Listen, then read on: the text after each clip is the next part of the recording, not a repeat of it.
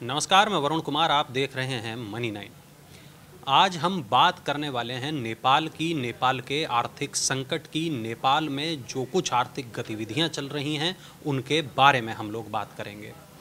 भारत के जो भी पड़ोसी देश हैं, चाहे वो श्रीलंका हो, चाहे वो पाकिस्तान हो, चाहे वो नेपाल हो, वहाँ लगातार आर्थिक स्थितियों के खराब होने की खबरें सामने आ रही हैं।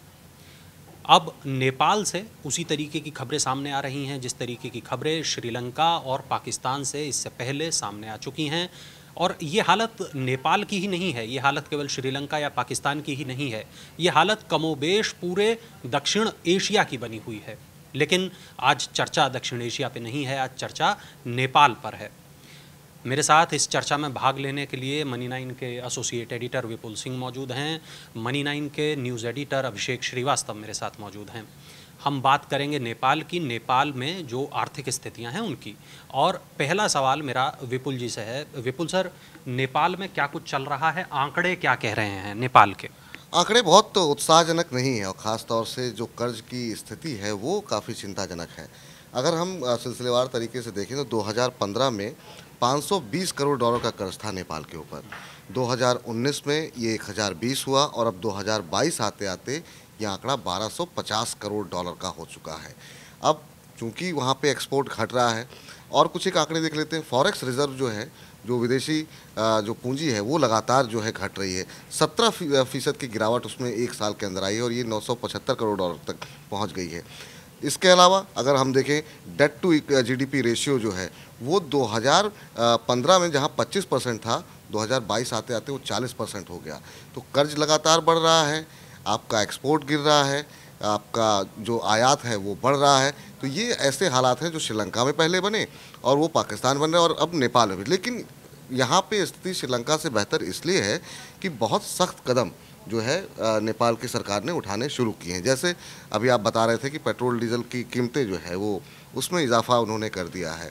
इसके अलावा उन्होंने जो तमाम लग्जरी सामान जो है उनके इंपोर्ट पर बैन लगा दिया है। उन पर कार हो, सोना हो, महंगे सामान हो, वो सब चीज़ों पे उन्होंने इंपोर्ट। इस सब के अलावा एक महत्वपूर्ण कदम उठाया गया कि उन्होंने 5 डेज इन ए वीक कर दिया है सभी कार्यालयों में, ताकि जो फ्यूल है वो 20% के आसपास बचत उसमें की जा सके। तो ये ऐसे कदम हैं जो सख्त कदम उठाने के लिए आईएमएफ ने पाकिस्तान को कहा था, लेकिन पाकिस्तान ने नहीं उठाया। लेकिन नेपाल ऐसा कर रहा है तो हो सकता है वैसी क्राइसिस जो हमने पाकिस्तान में देख रहे हैं या श्रीलंका में देख रहे हैं वैसी स्थिति शायद ना बने। बाकी हम लोग आगे चर्चा करते हैं तो इसमें और ज़्यादा क्या कुछ डिटेल्स हैं उस पर। बिल्कुल। नेपाल में पेट्रोल और डीजल के दामों में लगातार इजाफा हो रहा है। बीते रविवार को नेपाल में पेट्रोल और डीजल के दाम 10 रुपये प्रति लीटर बढ़ा दिए गए। पेट्रोल 170 रुपये लीटर हो गया और डीजल 153 रुपये प्रति लीटर पहुंच गया। अब सवाल यह है कि नेपाल में ये इतनी महंगाई पेट्रोल और डीजल में क्यों बढ़ गई, और पेट्रोल और डीजल की महंगाई का किसी देश की अर्थव्यवस्था पर क्या असर पड़ता है? अभिषेक। देखिए, नेपाल जो है हमारे भारत के उत्तर पूर्वीय क्षेत्र का एक पड़ोसी राज्य है और अब नेपाल पर भी वही मार पड़ रही है जो अभी श्रीलंका झेल रहा है। श्रीलंका में पेट्रोल डीजल की ये हालत है कि वहाँ की सरकार को जनता से कहना पड़ा है कि हमारे पास पेट्रोल डीजल खरीदने के लिए पैसे नहीं हैं, आप लोग लाइनों में ना लगें पेट्रोल पंप पर और अपने घर पर रहें क्योंकि पेट्रोल है ही नहीं। तो यही स्थिति अब क्या हो रहा है कि नेपाल में क्या हो रहा है कि नेपाल में पेट्रोल डीजल तो है लेकिन उसको इतना महंगा कर दिया है कि आम जनता उसको खरीद ही नहीं पाए, और जिससे सरकार अपना जो विदेशी मुद्रा भंडार है उसको बचाने में थोड़ी कामयाब हो या उसको बचा सके, ये उसकी कोशिश है। अब पेट्रोल डीजल जो है वो किसी भी अर्थव्यवस्था को चलाने का प्रमुख ईंधन है। वो पेट्रोल डीजल से ही आपकी गाड़ियाँ चलती हैं, आपकी ट्रेन चलती है, आपके एरोप्लेन उड़ते हैं, आपके घरों में गैस जलती है, ईंधन जलता है। तो सारा जो आपकी पेट्रोलियम या इकोनॉमी है वो तेल पर ही निर्भर है, और तेल जो है वो आप आयात करते हैं क्योंकि आपके पास कुछ घरेलू रिसोर्स या घरेलू उत्पादन तेल का नहीं है। अब दुनिया भर में क्या हो रहा है कि रूस यूक्रेन जो युद्ध चल रहा है उससे सारी दुनिया, पूरी दुनिया प्रभावित है। अकेला हम ये नहीं कह सकते कि नेपाल है, तो भारत भी प्रभावित है।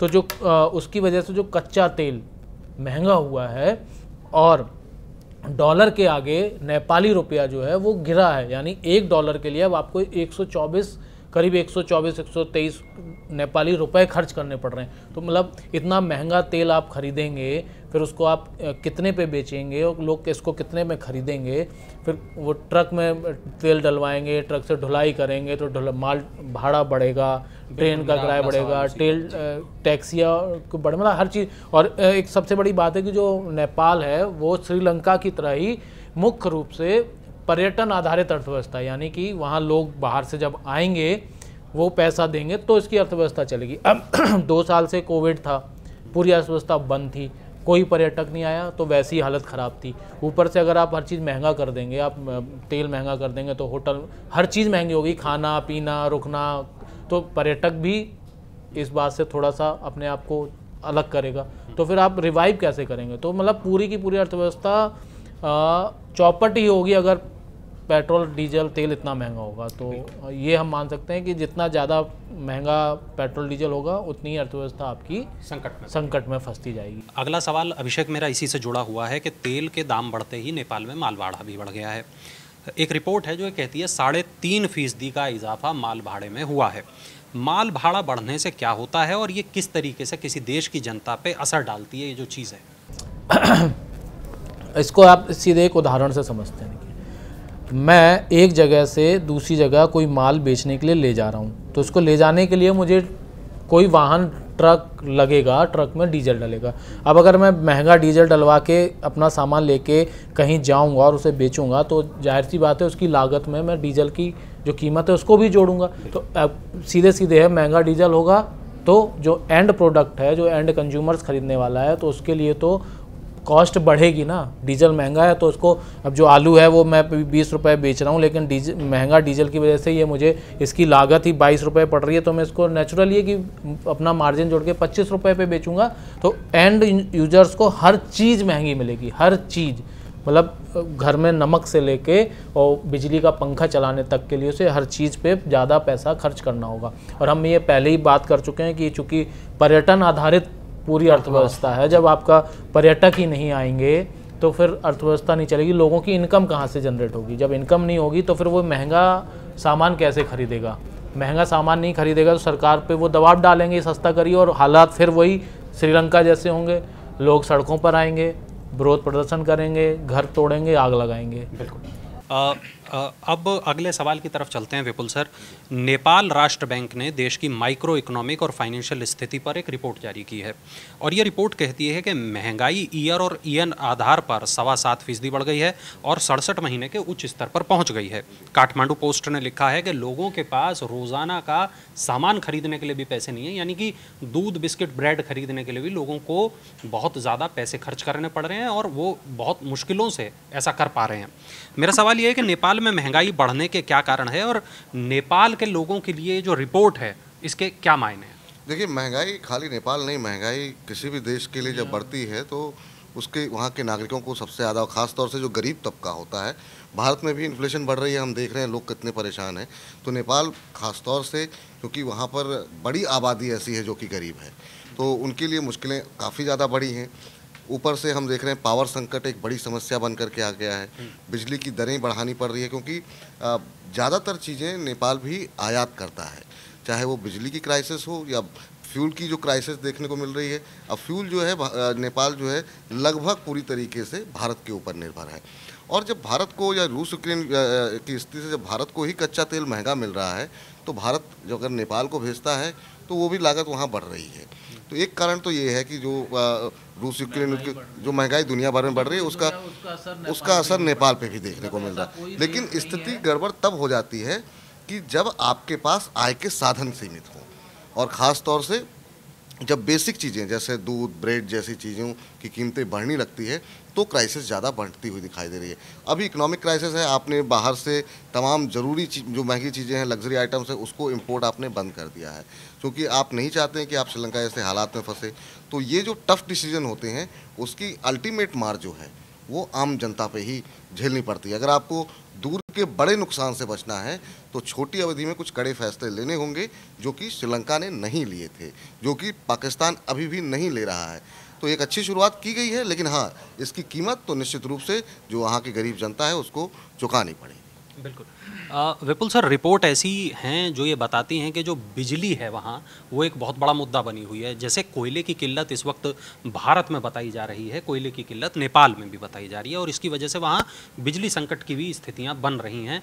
रिपोर्ट्स ऐसा तक कह रही हैं कि अगर बिजली संकट बरकरार रहा तो वहाँ औद्योगिक इकाइयों को रोकना पड़ सकता है। ये पूरा मामला क्या है और इससे क्या कुछ हो सकता है? ये पूरा मामला ये है कि नेपाल की जो ऊर्जा का जो भी संचार है वो लगभग जो है वो भारत से होता है। 30 से 40% बिजली जो है वो भारत जो है नेपाल को सप्लाई करता है। अब संकट ये आ गया कि भारत में ही हमने देख रहे हैं कि एक तो डिमांड जो है काफ़ी ज़्यादा बढ़ रही है, समर सीज़न के अंदर पीक पे है। कोयले की शॉर्टेज भारत में है तो उस तरीके का उत्पादन नहीं हो रहा है, बहुत महंगा कोयला कंपनियां आयात नहीं कर रही है, तो पावर की क्राइसिस जो भारत में है उसका भारत से ज़्यादा असर नेपाल में पड़ रहा है, क्योंकि वो इंपोर्ट करते हैं। हम तो उत्पादन करने के बाद जो हमारे पास अतिरिक्त होती है चीज़ें वो हम निर्यात कर रहे हैं। तो ये बड़ी क्राइसिस है, और इससे अगर ऐसे समय पे अगर उनका औद्योगिक उत्पादन ठप होता है, खासतौर से तब आप जब फाइनेंशियल क्राइसिस में हो, तो ये मुझे लगता है नेपाल के लिए थोड़ी सी चिंता स्थिति हो सकती है। बिल्कुल। अब बिल्कुल अपने आखिरी सवाल की तरफ चलते हैं जो बहुत महत्वपूर्ण है, और थोड़ा सा इसको हम कह सकते हैं कि राजनीतिक भी है, क्योंकि अभी हाल ही में भारत के प्रधानमंत्री नरेंद्र मोदी नेपाल पहुंचे और नेपाल के जो उनके समकक्ष हैं उनसे मुलाकात की। दोनों देशों के बीच कई तरीके के समझौते भी हुए, भारत नेपाल में काफ़ी निवेश भी कर रहा है। अब सवाल 2-3 हैं। क्या चीन के साथ जो नेपाल की बढ़ती हुई नज़दीकियां हैं वो इसके पीछे कारण रहा, या इसके पीछे आर्थिक कारण भी रहा जो हमारे पीएम के नेपाल दौरे का कारण माना जा सकता है? सवाल एक और भी ये भी है कि नेपाल पर जो चीन है उसका कितना प्रभुत्व है, कितना कर्ज है, और भारत नेपाल की जो हालिया नज़दीकियां हैं इसको हम किस नज़र से देखें? नहीं, भारत और नेपाल की नज़दीकियाँ हालिया तो हम नहीं कहेंगे, क्योंकि भारत और नेपाल के साथ तो जो कहते हैं रोटी बेटी का रिश्ता है। जी, जी। कि मतलब जब बहुत सारी लोगों की शादियाँ क्रॉस बॉर्डर जो है वो होती है, बिहार और उत्तराखंड। जी, बिहार, उत्तराखंड, पूर्वी उत्तर प्रदेश में भी, तो ये कुछ इलाके हैं। लेकिन पिछली जो सरकार रही वहाँ पे, जो कि प्रो चाइना उनकी एक थोड़ी सी अप्रोच रही, तो ये भारत के रिश्ते कहीं ना कहीं नेपाल के साथ थोड़े से तल्ख हुए।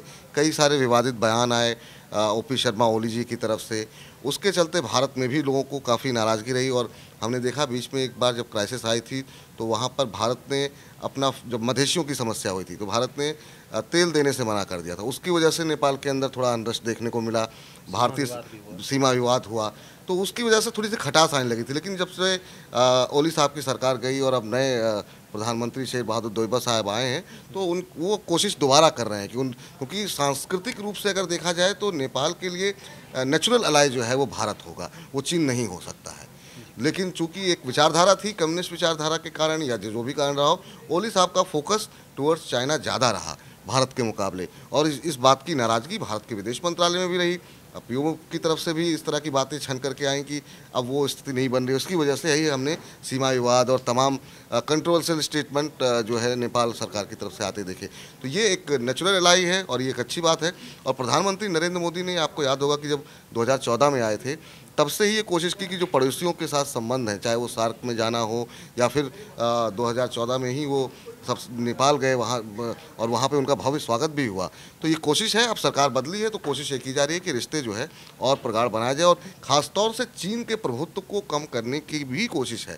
क्योंकि जिस तरीके से हमने देखा कि ये जो एक आर्थिक समृद्धि का लालच दे करके मैं कर्ज दिया जाता है, और उसके बाद से एक ट्रैप जो ऐसे श्रीलंका फंसा, पाकिस्तान फंस रहा है, और नेपाल के लिए भी तो नेपाल ये है कि समय से जाग गया है। अब उसका असर कितना पड़ता है वो तो देखना होगा, लेकिन निश्चित रूप से भारत नहीं चाहेगा कि चीन का प्रभुत्व नेपाल के अंदर भी बढ़े और आगे चल करके वो, क्योंकि हमारा जो बॉर्डर नेपाल से लगता है वो कई पाकिस्तान हो, हमने बहुत सारी गतिविधियाँ, आतंकी गतिविधियाँ भी हमने देखा कि नेपाल के माध्यम से आती रही हैं चीज़ें, प्लेन भी हाईजैक हुआ।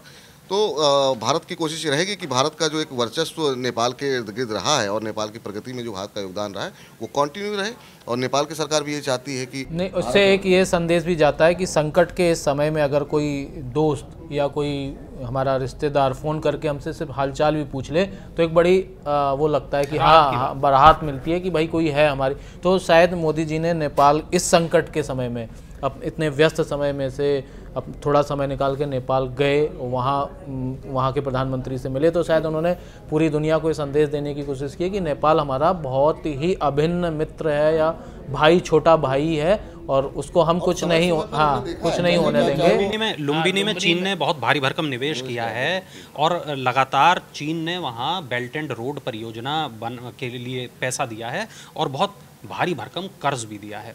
ऐसी स्थिति में भारत के लिए नेपाल पे फोकस करना भी शायद ज़रूरी है। ये उसकी रणनीतिक विस्तारवादी सोच जो ट्रैक रिकॉर्ड रहा है चीन का, उसको उस विस्तारवादी सोच को काउंटर करने के लिए तो आपको कोई रणनीति बनानी पड़ेगी, और ख़ास तौर से जो आपके नेचुरल अलाइज रहे हैं, शुरू से आपके संबंध वहाँ पे, आज तक जो है पासपोर्ट नहीं लगता है नेपाल के साथ, आपको नेपाल जाना हो आना हो, तो भारत और नेपाल के रिश्ते इस तरीके से प्रगाढ़ हैं।